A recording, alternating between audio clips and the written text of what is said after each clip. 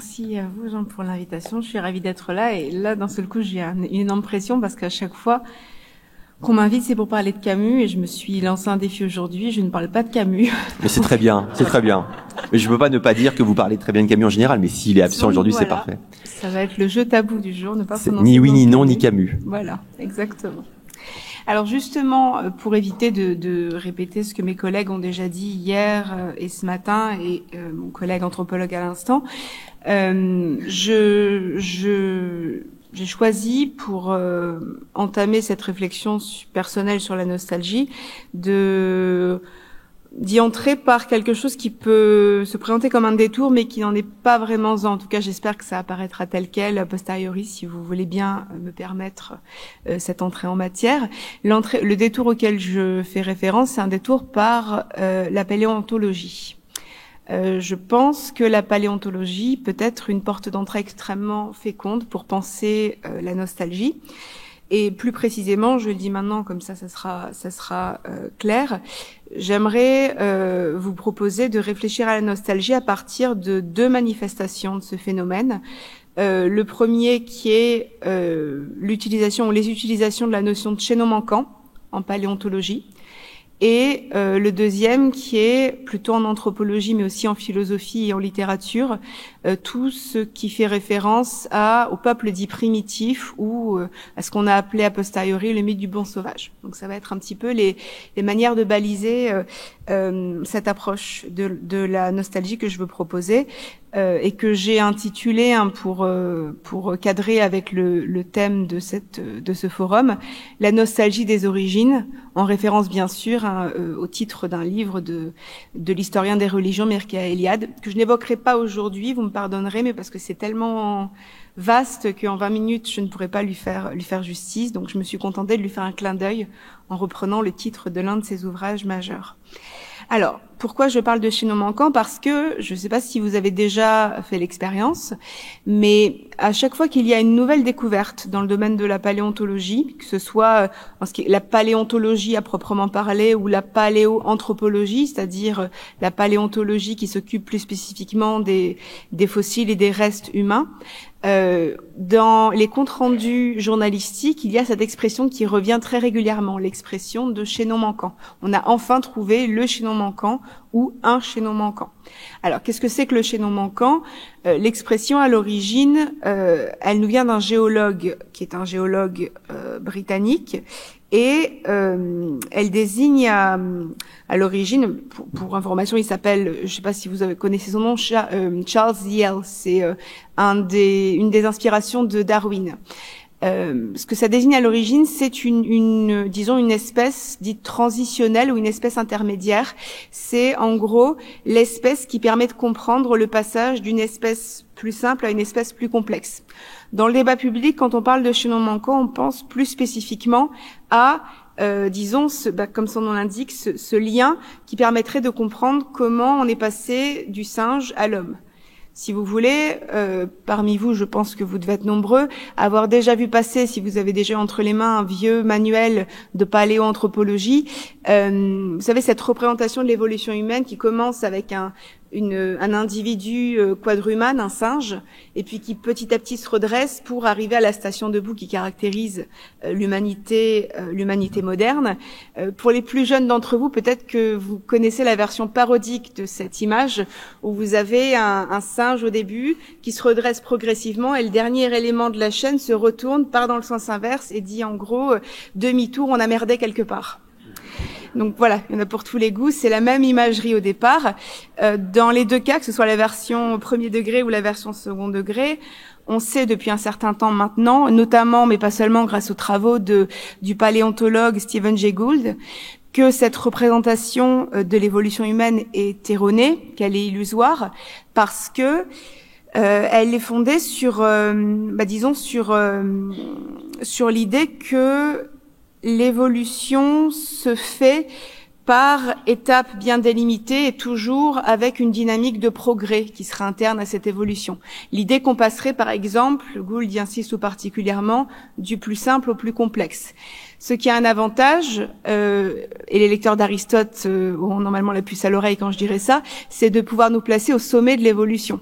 puisque justement, c'est une manière de penser l'évolution comme étant l'ensemble des répétitions qui amènent au spectacle final, qui est l'intelligence humaine, point d'orgue de l'évolution du vivant. Forcément, ça se passe pas comme ça. Et bon, j'aurais pas forcément le temps de rentrer dans les détails, mais la raison pour laquelle je voulais entrer en matière avec cet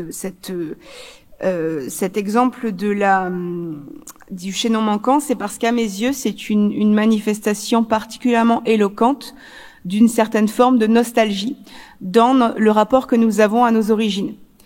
Pour une raison très simple, c'est que cette conception de l'évolution, et en particulier cette conception de l'évolution humaine, sous-tend toutes les tentatives qui ont irrigué l'histoire de la philosophie de définir un propre de l'homme.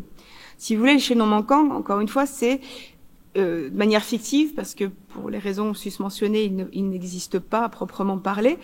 C'est le moment où l'humanité en tant que telle émerge, le moment où vraiment on arrive à la distinguer très clairement du singe.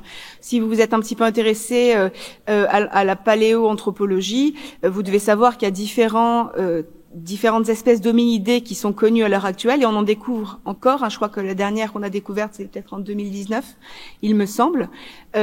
Et les plus anciennes qu'on ait pu trouver, notamment celles qu'on appelle l'Australopithèque. Dans l'Australopithèque, il y a à la fois, ça veut dire singe du Sud, traduit en français, Australopithèque. Ça fait référence à des espèces d'hominidés qui grimpaient encore aux arbres, qui étaient ce qu'on appelle arboricoles. Donc là, on part du principe que ça ressemble encore un peu trop au singe. En revanche, quand on se rapproche au fur et à mesure des espèces qui aboutissent à Homo erectus et puis ensuite à Homo sapiens, là, d'un seul coup, on s'éloigne progressivement de toutes les caractéristiques simiesques, celles qui ressemblent au singe. Et donc, le chaînon manquant, ça serait cette espèce de moment, si vous voulez, c'est le rêve d'un moment où on puisse délimiter, ça a commencé là. C'est vraiment à ce moment-là que l'être humain tel que nous le définissons a commencé et qu'il s'est distingué du singe. Et c'est, si ça vous intéresse et s'il y a des littéraires parmi vous, à parté rapide, il y a Vercors qui a consacré un roman à ce fantasme-là qui s'intitule Les animaux dénaturés, où, pour vous donner envie de le lire, des expéditeurs, des chercheurs partent en expédition pour trouver les fossiles du chaînon manquant, et ils découvrent en réalité le chaînon manquant vivant. L'espèce est vivante, et il y a tout un débat qui s'engage sur la nature humaine à partir de là.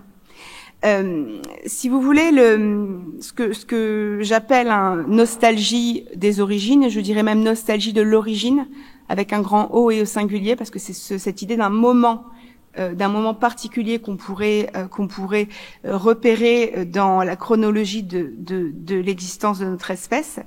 À mes yeux, ça traduit une difficulté qu'on éprouve à faire le deuil d'un monde qu'on imaginait ordonné à notre image et à notre convenance, où chaque chose trouve sa place dans une forme d'harmonie préétablie qui prépare notre arrivée. Je précise que même l'idée de chaînon manquant, l'idée de chaîne, ça ne sort pas de nulle part, ça ne vient pas du tournant évolutionniste de la biologie. En réalité, ça fait fond sur une vision du monde qu'on trouvait déjà chez Aristote, qui a été formalisée au Moyen-Âge, notamment par les théologiens, l'idée de l'existence d'une chaîne naturelle, d'une chaîne du vivant ou même d'une échelle. Autre terme, scala, il me semble, scala naturae, c'est le terme en latin, échelle de la nature. Et c'est cette idée que l'ensemble du vivant serait composé par une succession de strates qui seraient hiérarchisées, où là encore, on part du plus simple, des créatures les plus simples, pour arriver au plus complexe, avec l'homme qui, bien sûr, est au sommet, sur le trône de cet univers-là. Donc, si vous voulez, c'est une conception qui ne date absolument pas du 19e siècle. Elle fait fond sur des antécédents, disons, anthropologiques, métaphysiques et intellectuels extrêmement ancrés dans la civilisation occidentale. Quand je parle de nostalgie de l'origine dans ce cadre-là, c'est parce que c'est l'expression qui m'est venue pour essayer de penser un phénomène qui a été théorisé notamment par l'historien et philosophe des sciences Alexandre Koyré dans un livre au titre évocateur qui est Du monde clos à l'univers infini, qui traduit en fait le passage, disons pour aller très vite, d'une vision du monde grec. Je parle de manière générale, j'ai conscience que ça simplifie excessivement la diversité des visions du monde des Grecs, mais vision d'un monde, disons aristotélicien pour être plus précise, qui est un monde au sens grec du terme, un cosmos qui est justement ordonné, où chaque chose est à sa place, qui est fini, qui est délimité, et où parce que chaque chose est à sa place, on peut aisément se repérer, connaître sa place, son essence, le rôle qu'on a à jouer dans le monde. Passage donc de cette vision-là du monde à une vision non plus du monde mais de l'univers infini. Souvenez-vous, celui qui faisait peur à Pascal, quand Pascal évoquait le silence éternel de ces espaces infinis, en disant le silence éternel de ces espaces infinis m'effraie. Les espaces infinis, c'est l'espace infini de la physique moderne, où justement, on n'est plus dans la physique aristotélicienne dite des lieux propres, où chaque chose est à sa place. On est dans un univers qui est virtuellement sans limite, à tel point qu'il est difficile de s'y repérer et de connaître sa place en son sein. Et la raison pour laquelle j'ai pensé à cette expérience que décrit Alexandre Koyré pour la physique, cette manière finalement dont l'homme a été provincialisé à partir d'une vision du monde. Au contraire, il était au centre. Il y avait un anthropocentrisme de la vision ancienne, disons, et on passe d'un seul coup à une vision du monde où l'homme est un événement parmi d'autres dans la grande histoire du vivant. En réalité, si vous avez suivi, j'espère que vous m'avez suivi jusque-là, la manière dont l'évolutionnisme a révolutionné notre approche de l'histoire naturelle et en particulier de l'histoire humaine, c'est exactement le même phénomène, ou en tout cas un phénomène analogue qui s'est produit, à savoir un phénomène de provincialisation, puisque à partir du moment où on cesse de comprendre l'évolution comme un phénomène linéaire avec des états bien délimités qui va du simple au complexe et à la fin duquel nous nous positionnons, et à partir du moment au contraire où on comprend avec Gould que le déterminisme qui règne dans la nature n'est en rien exclusif d'une contingence qui se manifeste notamment à l'échelle de l'histoire naturelle par des périodes d'extinction de masse. Vous avez peut-être déjà entendu parler de la menace d'une 6e extinction de masse dans un discours, une perspective écologiste. S'il y en a une 6e, c'est parce qu'il y en a eu 5 avant. Et justement, ce que montrent les extinctions de masse, c'est que l'évolution, elle est tributaire, que ce soit l'évolution humaine ou l'évolution du vivant en général, tributaire d'une contingence qui fait que l'être humain, l'intelligence humaine telle que nous la connaissons, loin d'être finalement une sorte de bouquet final d'un phénomène l'évolution qu'il aurait préparé pendant des millions d'années auparavant, c'est un heureux accident qui aurait pu aussi bien ne pas se produire et qui pourrait prendre fin bien avant qu'on le souhaite si d'aventure une météorite passait par là ou si la folie humaine finissait par trouver son point d'orgue. Donc si vous voulez, c'est cette espèce de vertige,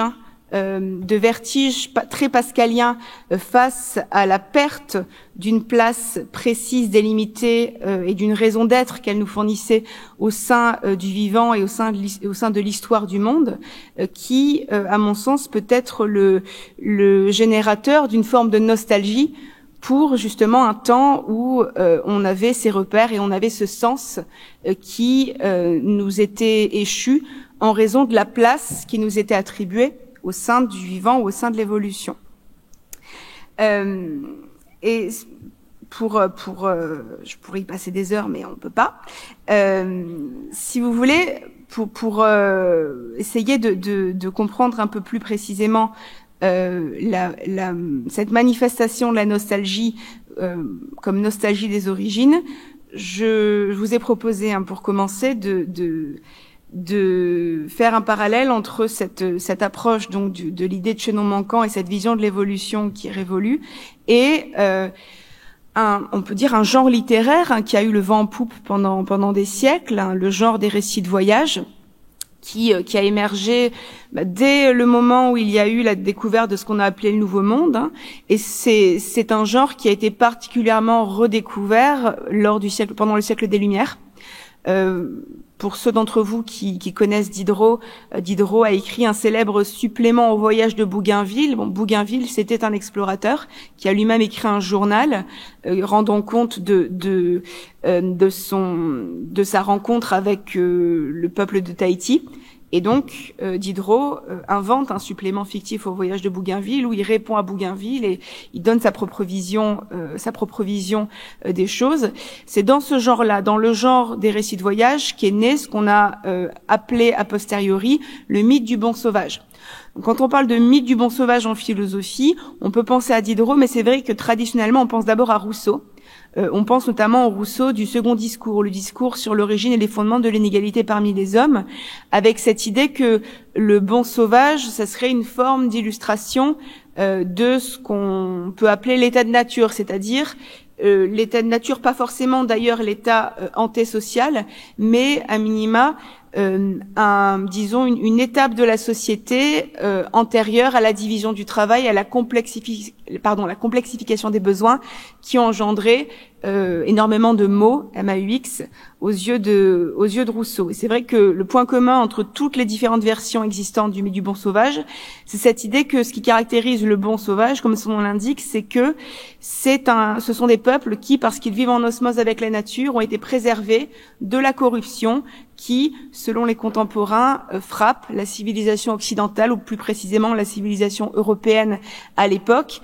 Et donc, dans ces récits de voyage où on décrit le bon sauvage, en réalité, avec la figure du bon sauvage, on a moins une figure de l'altérité, on essaie de rencontrer justement la différence de l'autre et de la restituer dans son authenticité, qu'une sorte de contrepoint négatif où l'Européen se regarde dans un miroir idéalisé pour mieux voir ses propres fautes et potentiellement, espérons-le, s'améliorer.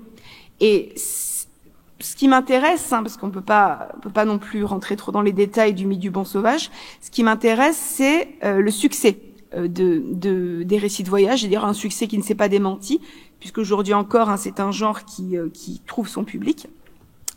Et c'est un genre qui, pour reprendre l'expression de l'anthropologue Alfred Métro, peut traduire ce qu'il a appelé une nostalgie du néolithique. Je trouve ça intéressant parce que le néolithique, c'est une période de l'histoire qui est réelle, qui d'ailleurs décrit un moment qui est une révolution dans l'histoire de l'humanité, mais en réalité le mythe du bon sauvage se construit autour d'une figure qui n'a jamais existé, puisque c'est notamment un motif qu'on retrouve dans l'appellation de peuple primitif, qui a été énormément critiqué par exemple par Lévi-Strauss. Peuple primitif, le terme, faut le prendre au sens littéral, au sens premier. Primitif, ça veut dire premier, justement. Les peuples premiers, ça veut dire les peuples qui sont arrivés avant nous, les peuples qui incarneraient, dans cette vision, une étape antérieure de l'humanité. Et donc, dans cette vision, si vous voulez, de l'humanité, ça n'a rien à voir avec les hommes tels qu'ils pouvaient exister pour se condenser au néolithique. En réalité, c'est une vision fantasmée de l'humanité qu'on imagine en soustrayant tout ce qui, visiblement, ne va pas dans l'humanité contemporaine. Vous regardez ce que vous considérez comme étant les mots de l'humanité contemporaine, vous soustrayez ces mots et vous avez ces peuples primitifs. En réalité, que ce soit ces peuples primitifs ou l'art de ces peuples primitifs, ça n'a strictement rien à voir avec les peintures rupestres qu'on peut trouver dans les cavernes qui datent d'époques, je trouve pas le mot, préhistoriques. Voilà. Donc voilà, pour conclure vite, parce que j'aurai pas le temps d'aller trop dans les détails là-dessus, je voulais faire le pont avec mon collègue anthropologue, justement puisque j'ai évoqué rapidement Lévi-Strauss, en faisant référence à Triste Tropique, parce que je trouve que c'est un livre extrêmement intéressant pour plusieurs raisons, et notamment parce que c'est un livre qui est finalement assez critique d'une certaine forme de nostalgie, mais c'est écrit par un nostalgique revendiqué. C'est-à-dire que c'est pas un livre qui a une posture critique surplombante, qui juge les autres du haut. C'est un livre d'un ethnologue qui a conscience des limites du genre que constitue le récit de voyage et qui en même temps lui-même est en train d'écrire une forme de récit de voyage avec Triste Tropique, puisque c'est le récit de sa rencontre avec un peuple du Brésil. Et donc dans ce texte, il a cette formule que je voulais vous faire partager. Il parle d'un cannibalisme nostalgique. Le cannibalisme nostalgique dont parle Lévi-Strauss, c'est ce qu'il perçoit dans les photographies, les albums de photos qui accompagnent généralement les récits de voyage plus contemporains et qui sont cadrés d'une manière très spécifique qui en réalité gomme tout ce qui pourrait renvoyer au monde contemporain dans les pays visités par les touristes. Typiquement, c'est ce qui gomme tout ce qui ne rentrerait pas dans une carte postale. Et donc ce qu'il appelle cannibalisme nostalgique, c'est une manière dont les touristes ou les personnes qui écrivent des récits de voyage dans une perspective finalement assez touristique, ce qu'elles font, c'est qu'elles essayent de faire ressurgir des pays des pays qu'ils visitent, une version antérieure qui est disparue sous ce que la mondialisation a déjà fait émerger dans ces pays. Donc, par exemple, on va faire disparaître le béton, les porte-avions, les décharges pleines de pollution. On va effacer tout ça, les bidonvilles, et on va essayer de se focaliser sur tout ce qui apparaît comme pittoresque, typique d'un terroir local, de manière justement à se rassasier d'un passé qui nous a échappé, puisqu'on est arrivé, mon collègue le disait très bien, toujours trop tard dans le pays en question pour pouvoir renouer avec cette authenticité perdue. Mais pour conclure, je voudrais poser justement la question à partir de cette réflexion de Lévi-Strauss qui finalement est assez pessimiste dans Triste Tropique. Est-ce que pour autant cela veut dire qu'il faut, en faisant le deuil de l'origine, renoncer à la nostalgie? J'en suis pas totalement convaincue, et ça me permet de faire le pont avec ce que diront, je pense, mes collègues demain, à savoir que le récit de voyage, c'est pas simplement un voyage, c'est aussi un récit. C'est un texte. C'est quelque chose qui passe par l'écriture. Et l'écriture, le médium de l'écriture, c'est justement peut-être l'occasion d'explorer une autre facette, une facette créatrice de la nostalgie. Et pour illustrer ça, je me contenterai en conclusion de citer une formule de ma collègue Claire Marin dans son livre récent Les débuts, qui dit que les débuts qu'on imagine, ou les débuts qu'on imagine encore, traduisent notre rapport au possible et notre désir d'accueillir l'inattendu. Autrement dit, la nostalgie que nous éprouvons en écrivant un récit de voyage à l'égard de ce qui nous a précédé pourrait traduire alors non pas un enfermement dans un passé révolu, mais un attrait pour le commencement lui-même. Et dès lors, au lieu de nous enfermer dans les regrets, nous redonner le goût du possible. Je vous remercie.